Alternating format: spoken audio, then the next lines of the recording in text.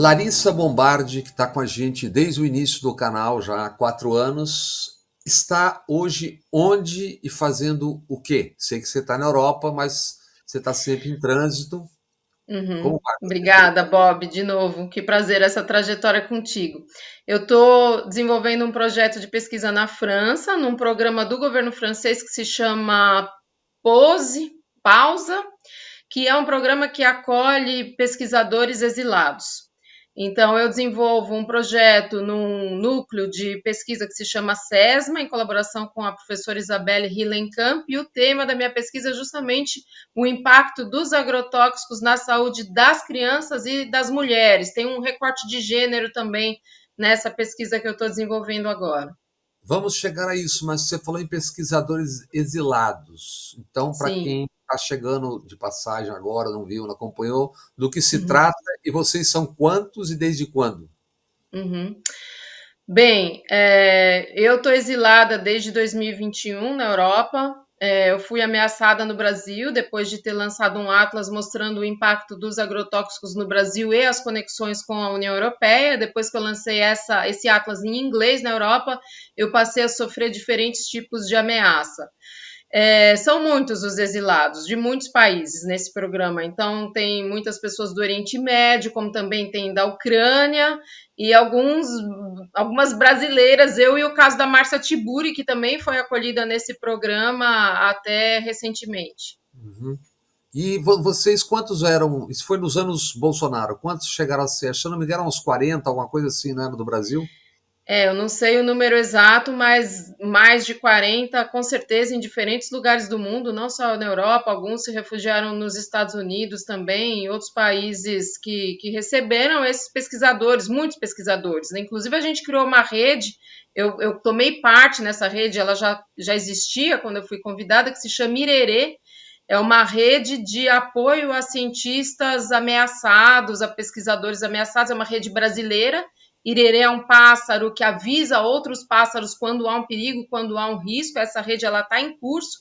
Eu mesma representei a rede Irerê há um mês em Edimburgo, num evento sobre a integridade da ciência. Era justamente uma homenagem ao pesquisador que foi o primeiro a mostrar os impactos dos transgênicos na saúde humana, um pesquisador radicado na Escócia. Então é um tema muito importante para nós do Brasil, mas para o mundo.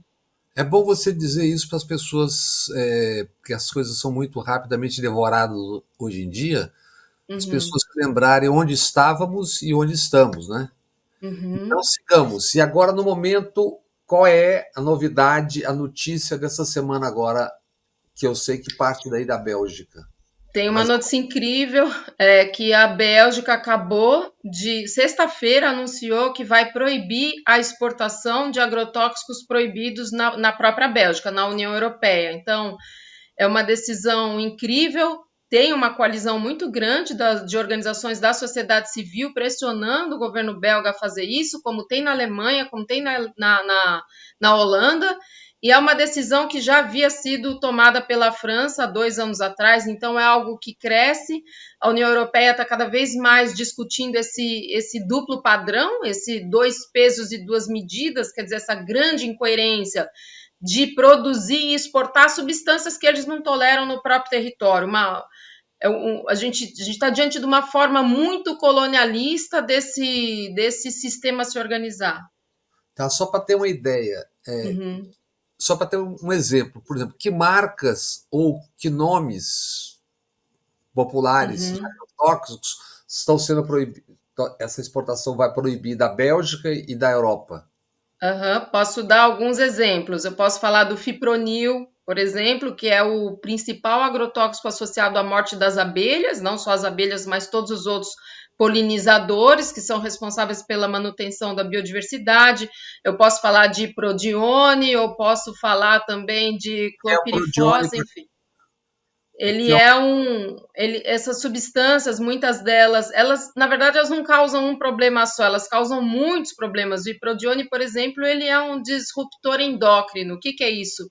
É uma substância que provoca alterações hormonais. Então, tiroidite, etc, etc. isso, ou problemas até mais graves do que esses. Quando a gente fala, por exemplo, de puberdade precoce, é uma coisa que eu sempre falo ou nas palestras ou nas entrevistas, de um estudo feito no Brasil pela Ada Pontes, do Ceará, que mostrou crianças que desenvolveram puberdade precoce por causa da exposição a agrotóxicos. E puberdade precoce, no caso, eram menininhas de 2 anos, bebês de 2 anos, meninas que desenvolveram mamas e pelos pubianos. Então, quando a gente está falando de alteração hormonal, a gente pode estar falando, inclusive, disso. A gente está falando de infertilidade, a gente está falando de problemas no desenvolvimento Câncer. e isso, também câncer. Muitas dessas substâncias foram proibidas porque estão associadas a câncer ou a mal de Parkinson, Alzheimer, todas essas doenças crônicas que têm afetado a saúde muito da população brasileira também. E quais são as empresas, nominalmente falando, que nesse momento, com a proibição já da França, da Bélgica, se espalhando pela Europa, isso, quais são as empresas que não poderão ou que se comprometerão ou não exportarão mais para o Brasil? Do ponto de vista de mega empresas que as pessoas conhecem. Olha, são as grandes que a gente já conhece. Dessas que estão sediadas na Europa, a Bayer, a BASF e a Syngenta. A Syngenta agora foi comprada pela China, ChemChina, que é uma estatal chinesa, mas ela tem uma fábrica muito grande, por exemplo, em Senef, aqui no interior da Bélgica. Então, ela continua produzindo e exportando a partir da Bélgica. Então, Bélgica, França e Alemanha são os 3 principais países, os maiores exportadores da União Europeia. O Porto de Antuérpia é o grande porto, né? O Porto de Antuérpia aqui na Bélgica é o grande porto exportador dessas substâncias. Então, essa tríade, Alemanha, França e Bélgica, é a tríade grande responsável pela exportação de agrotóxicos proibidos. Só a Bélgica exportou quase 50 milhões de quilos de agrotóxicos proibidos nos últimos anos. O Brasil é o principal destino dos agrotóxicos proibidos. e só para lembrar do nosso campeão usado no Brasil, glifosato, né? Está nesse pacote também. E lembrando, para O quem ainda glifosato não está nesse pacote porque o glifosato ele ainda é autorizado na União Europeia. ah, É tá. uma Mas a Áustria já proibiu, se eu não me engano, não é isso? A Já, Áustria e a a França Áustria já proibiu, a França proibiu, mas não entrou em vigor ainda. Eles ainda estão discutindo isso. É um lobby gigante também o lobby do glifosato no mundo inteiro, mas aqui também. A União Europeia renovou a licença do glifosato ano passado, em 2022. Então, por mais 5 anos ele está autorizado aqui. só para lembrar o distinto público, glifosato da Bayer Monsanto, que foi processado e está pagando 10 bilhões e 900 milhões de dólares a 125 mil americanos que entraram na justiça por doenças comprovadas. Exatamente. O caso do mais emblemático do jardineiro, zelador, né, da Califórnia, ele desenvolveu um tipo de câncer chamado linfoma não Hodgkin e ele foi o primeiro caso que chegou ao tribunal e eles ganharam a causa contra a Monsanto, porque a Monsanto sabia dos malefícios e do risco de câncer. Então, por isso, esse volume todo de dinheiro que a Bayer, que agora comprou a Monsanto, acertou esse valor na justiça, mesmo previamente, inclusive por aqueles que virão a ser contaminados por glifosato, Mas, só para lembrar, Bob, que é considerado cancerígeno, potencialmente cancerígeno para seres humanos, pela Organização Mundial da Saúde desde 2015. São quase 10 anos que o glifosato é avaliado como potencialmente cancerígeno para seres humanos e comprovadamente cancerígeno para animais mamíferos. ação que envolveu, salvo engano, até 125 ou 123 mil pessoas. E lembrando que em que quantidade é usado o glifosato no Brasil? Bom, o glifosato, em termos de volume, ele é o mais vendido no Brasil. Se a gente olhar para os 10 mais vendidos e soma do segundo ao 10º lugar, eles não chegam no volume do glifosato. O glifosato, ele é popularmente conhecido como mata-mato ou como Roundup, que era a marca do glifosato comercializado pela Monsanto. Mas o Brasil autoriza um resíduo dessa substância na água potável 5.000 vezes maior do que o resíduo autorizado pela União Europeia na água potável da União Europeia. Então, é como se a gente valesse menos. É como se a gente fosse feito de outro material, de outra substância. 5.000 vezes menor. Na União Europeia, 5.000 vezes menor o resíduo Nós autorizado valemos dessa 5.000 substância. vezes menos. Isso, isso. Então, essa é a medida da Bélgica. E qual é o panorama hoje, antes de entrarmos em outros assuntos, né? Qual é o panorama hoje? Qual é o recado? Qual é a mensagem que está saindo da Europa para o Brasil? E qual é o prazo disso? Olha, a mensagem que está saindo da Europa para o Brasil é: a gente tem que discutir um outro padrão de civilidade. Acho que esse é o grande recado para o mundo todo, que não é possível a gente continuar nesse avanço predatório da agricultura predatória como a gente tem continuado. Tem uma hipocrisia instalada aí, eu diria que tem um colonialismo instalado aí, porque, na verdade, a União Europeia ela tem uma regulação própria para agrotóxicos, ela tem uma regulação própria para químicos no geral, se chama, é uma sigla em inglês, REACH, é uma resolução para químicos, e ela, de alguma forma, está numa bolha protegida de algumas substâncias. Obviamente que essa bolha ela é toda cheia de furos, não está numa redoma, porque grande parte dos alimentos consumidos na União Europeia vem de outros países, inclusive do Brasil, e dos outros países do Mercosul, com resíduo de agrotóxicos. Estou falando isso tranquilamente, porque o monitoramento de diversos países da União Europeia, e particularmente da Bélgica, mostra a entrada de agrotóxicos proibidos dentre os países membros que estão sendo usados no resto do mundo. Então, tem esse círculo de envenenamento. Então, eu acho que o que está surgindo bastante em função das pressões da sociedade civil organizada é que a gente discuta um novo patamar, um novo padrão de civilidade, de sociabilidade. Mas além da discussão, há uma coisa objetiva em relação ao Brasil já a partir do ano que vem. Objetiva, não tem uma medida já? O Parlamento Europeu não tomou decisões em relação à exportação, importação, ou não está valendo, não vai valer, como é que é? O que eu penso que tem que está valendo até agora é uma reflexão a respeito do acordo Mercosul-União Europeia. É dizer, bom, ou o Brasil se adequa ou não vai ter acordo. Então, isso é o que está colocado, porque a União Europeia ela tem para ela mesma dois programas já em vigor, um que é o Acordo Verde, o Green Deal, e o outro que é uma estratégia que se chama Farm to Fork, quer dizer, do campo à mesa, do campo ao garfo. E esses dois acordos internos da União Europeia, eles vão no caminho do banimento de algumas substâncias e da redução em 50% do uso de agrotóxicos. E isso, obviamente, não está em equidade alguma com o padrão do Brasil, por exemplo. Então, tem uma tensão instalada em torno desse tema. E você esteve há pouco na ONU. O que aconteceu na ONU, no evento da ONU? Sim, agora em março de 2023, a gente esteve em Nova York, na sede da ONU, por ocasião do encontro da ONU para o tema da água. Foi a reunião das Nações Unidas para o tema da água e nós fomos lançar uma iniciativa que é uma aliança, ela tem uma sigla em inglês, é uma aliança para a padronização de agrotóxicos, e em inglês é International Alliance for Standard. Espera aí que eu tenho que editar isso. IPSA, International Pesticides Standard Alliance. Qual que é a ideia? A ideia é que a gente tenha uma única regra para o mundo todo, em termos de quais agrotóxicos são proibidos, limites de resíduos nos alimentos e na água. E quem faz parte dessa aliança, Larissa? Olha, essa é uma aliança composta por representantes da sociedade civil organizada, por representantes no Brasil, membros do Fórum Nacional de Combate aos Impactos dos Agrotóxicos e também cientistas de diversas universidades no mundo. A gente é uma aliança que congregou pessoas dos 5 continentes, a gente fez esse esforço.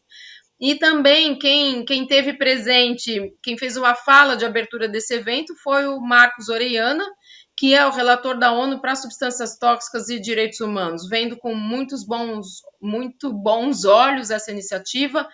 É uma preocupação, de alguma forma, desse relator da ONU e do anterior também, especialmente considerando o impacto nas gerações futuras. Então, é uma organização que põe em conjunto sociedade civil, academia e representantes dos governos, se a gente for pensar em Ministério Público. Não é possível que a gente continue lidando com uma aberração dessas, uma simetria dessas, em que um cidadão na União Europeia vale 5.000 vezes mais do que um cidadão brasileiro, usando a sua metáfora, e que a gente também tem as mesmas regras para aplicação. Então, se na União Europeia, por exemplo, não é permitido pulverização aérea, seja por drone, seja por avião, por conta da deriva, por conta do impacto ambiental e mesmo humano dessa prática, isso tem que ser. E não é permitido, né? Não é permitido. E no Brasil, Então, estou lendo que parece que outros estados estão começando a querer estão adotar. começando. Foi uma grande conquista do Ceará, o Ceará saiu na frente, propondo um projeto de lei do deputado Renato Roseno, ganhou no Ceará, essa lei foi aprovada e recentemente no Supremo Tribunal Federal, os setores organizados, os setores ruralistas, entraram com uma ação de inconstitucionalidade contra a decisão do Ceará, argumentando que um Estado não poderia ter soberania suficiente para decidir sobre a matéria. Felizmente, o Supremo não aceitou isso, obviamente, e isso tem crescido, é um movimento que está crescendo nos outros estados também, estão tomando a mesma decisão. E, Proibição enfim, de pulverização aérea que proibição de trabalha. pulverização aérea, porque a pulverização aérea, além da contaminação ambiental, ela tem sido usada como arma química nos conflitos mundiais no Brasil. Então, é de uma perversidade que não tem tamanho. Então, por isso também, voltando a essa aliança internacional, o nosso objetivo é também prever a eliminação programada do uso dessas substâncias. A gente está falando de mudança climática, a gente está falando de um outro desafio que está posto para a humanidade que nunca esteve posto antes, como está agora. Então, é disso que se trata. É nisso que a gente está trabalhando. Você falou há pouco em setores do agropecuário. Como é que você vê o agro do Brasil? Você vê como uma coisa única, uniforme ou tem jogo? Como é que você vê? Ele não é uniforme, mas eu diria que majoritariamente a gente tem essa classe que domina a propriedade privada da terra no Brasil, a gente tem isso, 1% dos proprietários controlam 50% da área no Brasil, eu vejo que o Estado brasileiro, de alguma forma, não só o brasileiro, mas dos países latino-americanos, ele tem mediado, infelizmente, os interesses dos grandes proprietários rurais e das grandes companhias, por exemplo, do hemisfério norte, como daqui da União Europeia, dos Estados Unidos e mais recentemente da China. Então, o que acontece? A terra, se a gente olha, eu vou dar um passinho atrás, se a gente olha, por exemplo, para essa relação bilateral Mercosul-União Europeia, a gente vê que os 12 produtos mais exportados pelos países do Mercosul para a União Europeia são principalmente produtos minerários ou de origem agropecuária. Os 12, de 1 até o 12, é disso que a gente está falando. E, por outro lado, quando a gente vê o que a União Europeia mais exporta para os países do Mercosul, a gente vê produtos óticos, produtos farmacêuticos, produtos químicos, carros, maquinários, etc. Então, a gente está diante de uma inserção na economia mundial absolutamente subalterna. E isso, claro, que está ligado à maneira como a terra foi apropriada no Brasil e também nos outros países da América Latina. Então, há uma elite, digamos assim, que controla a propriedade da terra, que avança em para e passo, digamos, inclusive com apoio financeiro para lobby das indústrias sediadas na União Europeia, numa devastação desenfreada, seja uma devastação física ligada ao desmatamento do Cerrado, da Amazônia, e mais recentemente uma devastação química, isso que eu tenho chamado de colonialismo químico. E por que eu estou usando essa palavra colonialismo químico? De onde vem isso? Estou trazendo uma palavra do passado, não é? Da maneira como nós fomos efetivamente colonizados, sendo usurpados, tendo nossas riquezas arrancadas e um genocídio que foi a maneira como nós nos constituímos territorialmente, e o que está acontecendo hoje continua sendo a mesma coisa, só que numa outra esfera, com moléculas ultramodernas, entre aspas, que está nos dilacerando não só fisicamente, mas quimicamente. Então, eu diria que majoritariamente é um setor que age de uma forma predatória, mas, obviamente, se a gente for olhar para a riqueza da alimentação brasileira, se a gente for olhar para a segurança e para a soberania alimentar, a gente tem uma agricultura familiar, uma agricultura camponesa que é incrível, que é o que nos salva digamos assim, do ponto de vista da soberania. Então, o Brasil é o país que é o maior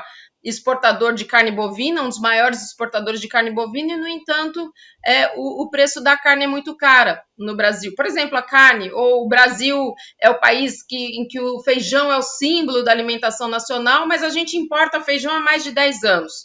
Então, há uma total incoerência na maneira como a terra foi e continua sendo apropriada. E se a gente olha para o nosso Congresso hoje, e a gente vê a bancada ruralista, em que muitos desses deputados e senadores foram financiados por desmatadores, e quando eu falo desmatadores é porque foram instituições que foram multadas pelo IBAMA por desmatamento, então a gente tem um Congresso que não representa o conjunto da sociedade brasileira.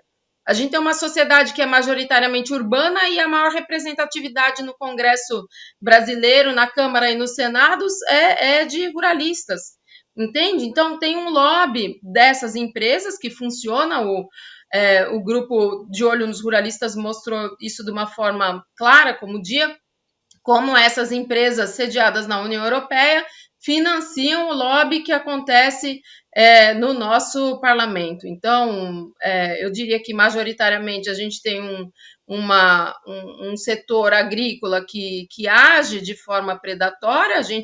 É uma escolha a gente ter transformado um território igual à Alemanha só em soja no Brasil. Isso é uma escolha perversa que não interessa a ninguém, não resolve o problema da fome. Os dados da fome no Brasil mostram que a fome dobrou em 4 anos, não resolve o problema da fome nem mundialmente, porque mesmo no plano mundial a fome também aumentou. Então a gente não está mais falando de agricultura, a gente está falando de como a apropriação da terra tem servido para alimentar os interesses dos poucos detentores da terra nos países da América Latina e das indústrias que se organizam de forma oligopolística, quer dizer, meia dúzia de indústrias controlando toda a venda mundial de sementes, de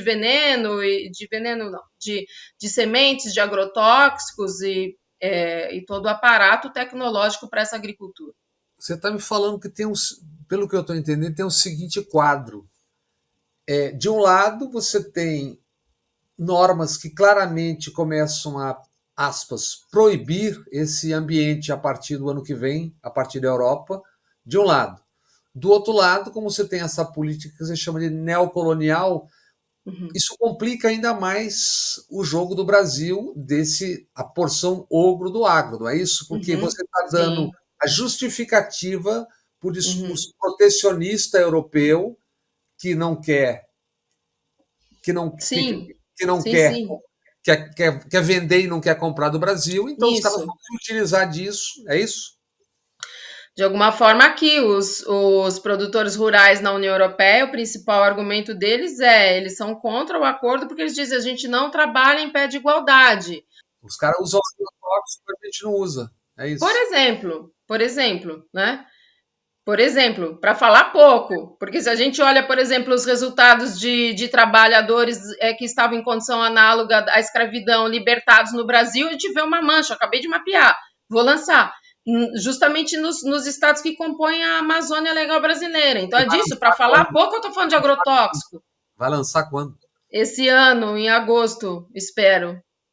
Então é disso que a gente está Trabalhadores que falando. trabalham em situação semelhante à escravidão no Brasil.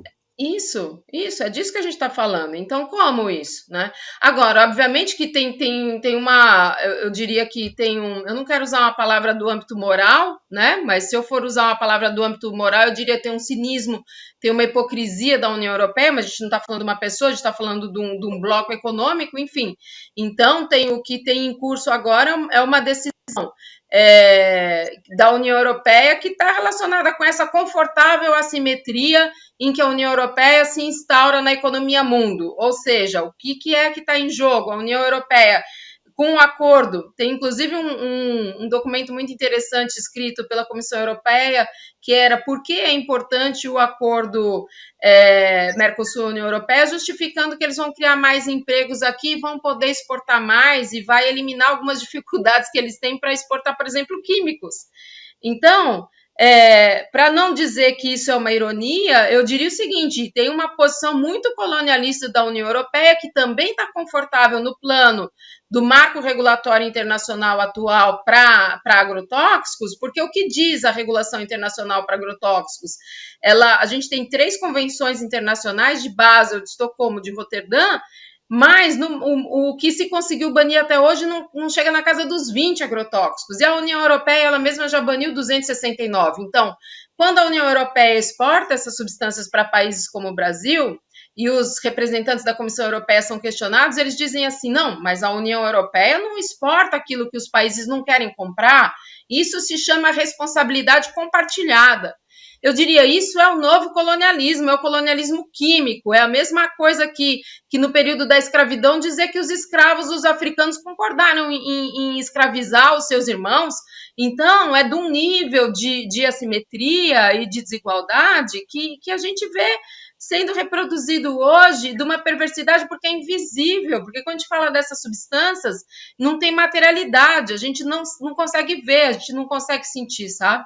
Mas em resumo, o agro brasileiro está jogando o jogo que os caras querem que jogue, que é ficar em Isso, estão ficando em impedimento segundo as regras que os europeus estão estabelecendo. isso. O que eu acho que a estratégia desse agro é olhar cada vez mais para a China. China e os outros países da Ásia, que a China hoje é o principal parceiro comercial do Brasil. Então, por isso que uma regulação internacional é tão importante, porque o que está acontecendo também é que as indústrias sediadas na União Europeia, elas têm agora as plantas industriais delas em outros países. Então, uma regulação internacional é mais do que importante. Seria muito alvissareiro, eu diria, se o governo brasileiro atual, se o governo Lula, que bateu, não foi, em Paris, nessa lógica colonialista da União Europeia, tomasse a frente. Nesse evento em Nova York, a gente entregou para o Capobianco, secretário executivo do Ministério do Meio Ambiente, ele recebeu das nossas mãos justamente o nosso statement, a nossa proposta desse marco regulatório internacional. Então, seria muito bonito, muito alvissareiro, seria muito pertinente que o Brasil, que é o país que mais importa agrotóxicos no mundo, que a cada 2 dias alguém, em números oficiais, morre, esse é o país que tem mortos em função de contaminação por agrotóxicos, seria muito importante e oportuno que o Brasil fosse o país a propor, no âmbito das Nações Unidas, um outro marco regulatório internacional que considerasse uma equidade, uma horizontalidade entre os países. Esse discurso que você está se referindo do Lula é aquele que ele convoca o Olaf Scholz e europeus a cuidar do meio ambiente de uma forma ou outra, não apenas exploratória e predatória, e cobra a União Europeia pelo acordo de uma forma que não seja uma ameaça. É isso que você está se referindo, certo? Sim, é isso, é isso. Como é que acabou a Organização Mundial do Comércio? Tinha eleição nos Estados Unidos em 2009. E por isso o presidente Bush se afastou da Organização Mundial do Comércio e o acordo que estava quase para ser feito não foi feito e nunca mais os Estados Unidos voltou à Organização Mundial do Comércio. Eu imaginei que o Obama iria votar assim que tomasse posse e não voltou. E a Organização Mundial do Comércio hoje faz muito pouco. E é por isso que nós temos a volta do protecionismo. Se nós não mudarmos essas instituições, a questão climática vira uma brincadeira. E por que vira uma brincadeira? Quem é que vai cumprir as decisões emanadas dos fóruns que nós fazemos? É o Estado Nacional? Vamos ser francos. Quem é que cumpriu o protocolo de Kyoto? Quem é que cumpriu as decisões da COP15 em Copenhague? Quem é que cumpriu o Acordo de Paris? Ou seja, e não se cumpre porque não tem uma governança mundial com força para decidir as coisas e a gente cumprir. Eu, se pudesse, ia pegar o chanceler alemão, ia levá-lo para ser ministro de Minas e Energia no meu país.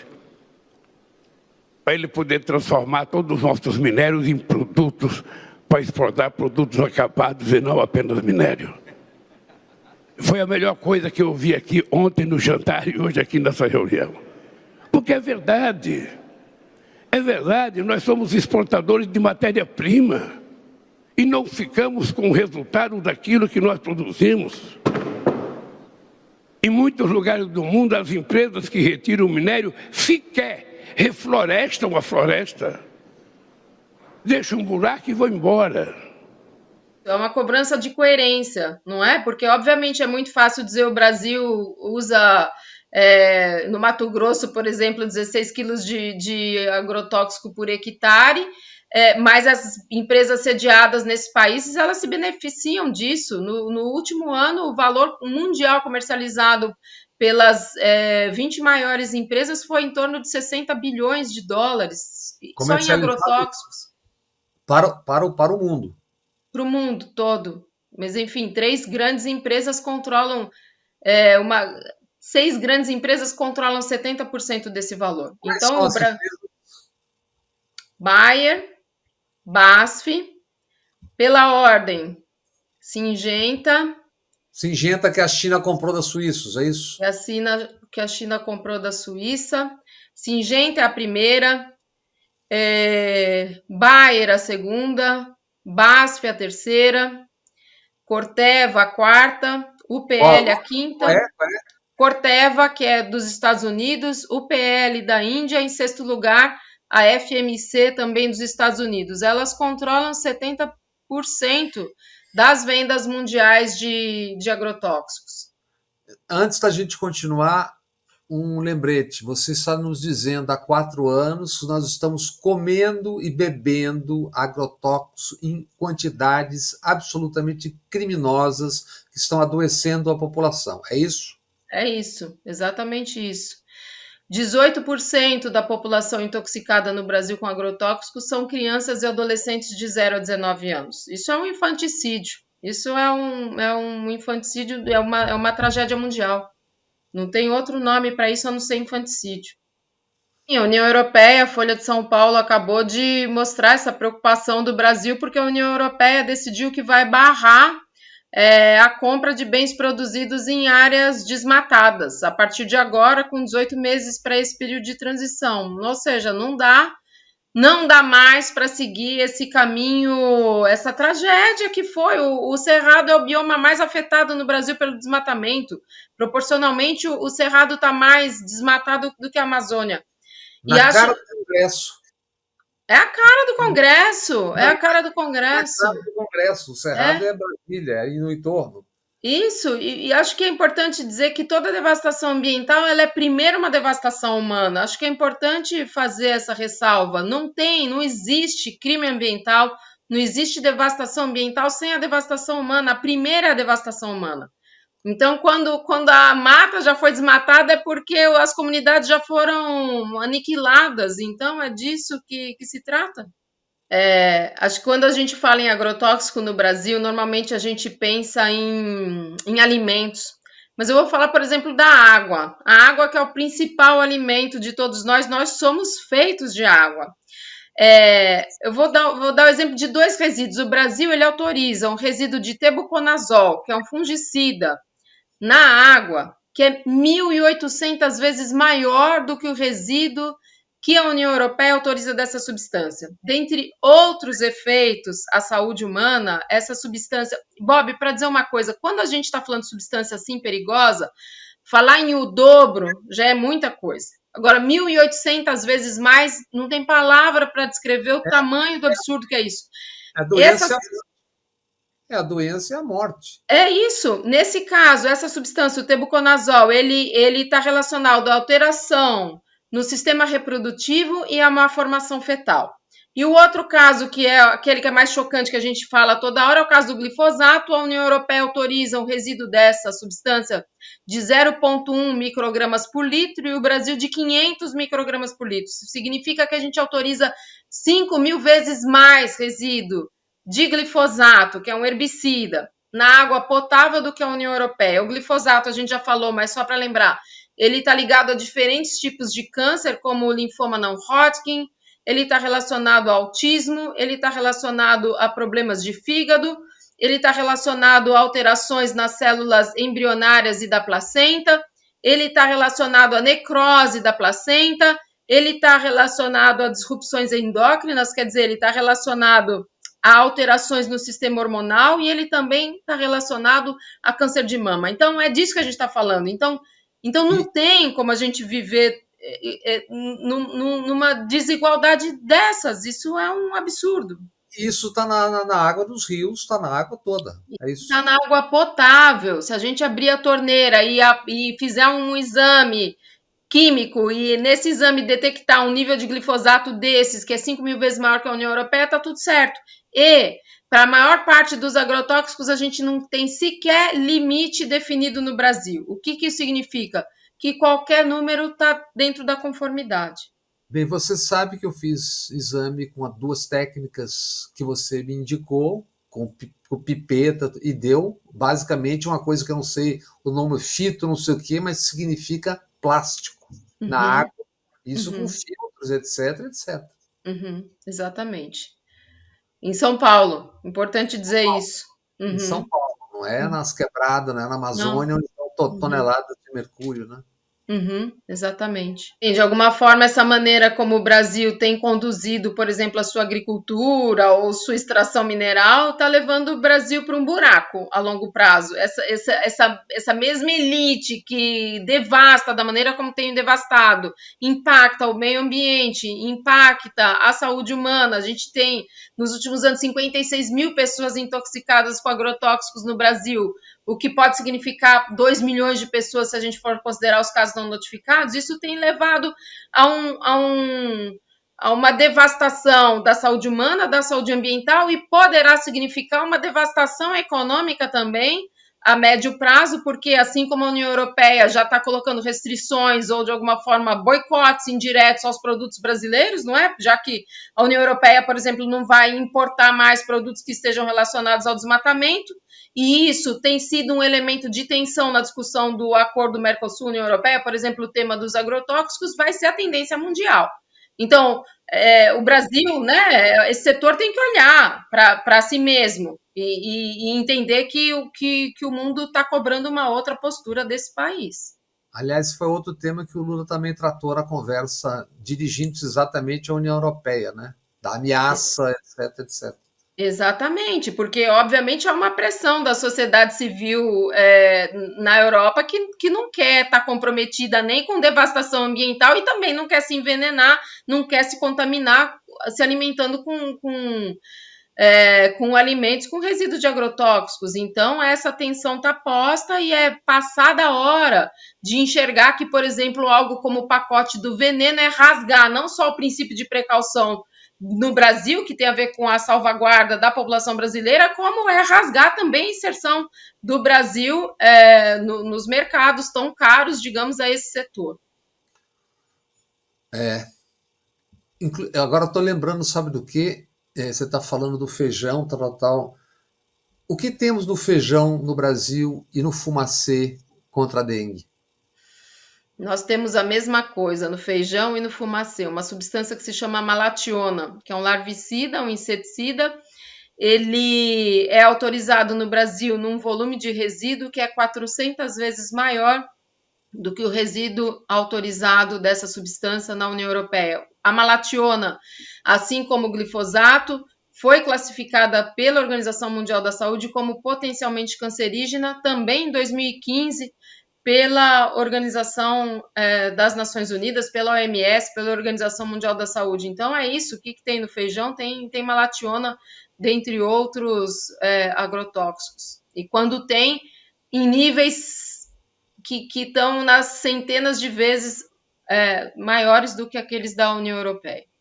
Então nós estamos nos envenenando, nos adoecendo, nos matando e seguimos, e alguns seguem fazendo de conta que isso é apenas porque você é uma ecochata, é isso?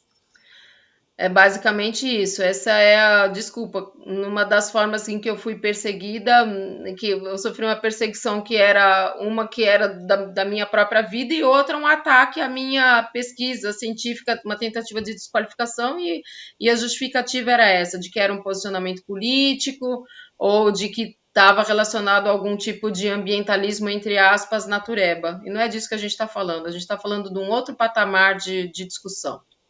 Na saúde, a conta já chegou, do ponto de vista econômico, está chegando. Tá chegando, mesmo do ponto de vista econômico, na saúde há uma conta feita de que para cada dólar gasto com agrotóxicos no Brasil, o SUS gasta 1,16 dólares para tratar as doenças que são resultado dessa exposição a agrotóxicos. Então, a gente tá trabalhando com. Acho que sempre é importante ressaltar com informações que são oficiais e são públicas, que o Brasil tem, em função do SUS, por exemplo, da existência do SUS. Então, é um tiro no pé econômico já agora, só que esse ônus, por enquanto, quem assume é o governo brasileiro, e pode significar um ônus muito maior a médio e longo prazo do ponto de vista da própria inserção, da maneira como se dá a inserção do Brasil na economia mundial. Para encerrar, uma última coisa: tudo isso que você diz é usando dados oficiais dos ministérios e instituições brasileiras, é isso? Sim, todos os dados que eu menciono quando eu falo de pessoas intoxicadas são dados do SUS, Sistema Único de Saúde. A gente tem um levantamento de dados que é oficial e que é público, o que é muito bom. Inclusive, isso é uma coisa que o Brasil deveria exportar para a União Europeia e para o resto do mundo, porque a gente tem uma base de dados incrível e confiável. Eu uso os dados do IBAMA, né, do Ministério do Meio Ambiente, e também do IBGE. Então, é com base nesses dados que eu estou trabalhando e trazendo esse tipo de informação, com dados oficiais e públicos. Larissa, parabéns pelo seu trabalho mais uma vez. Siga em frente e sigamos falando, né? Obrigada, Não, Bob. Sigamos dizia um falando. ex-grande líder, não nos abandone, não nos deixe só.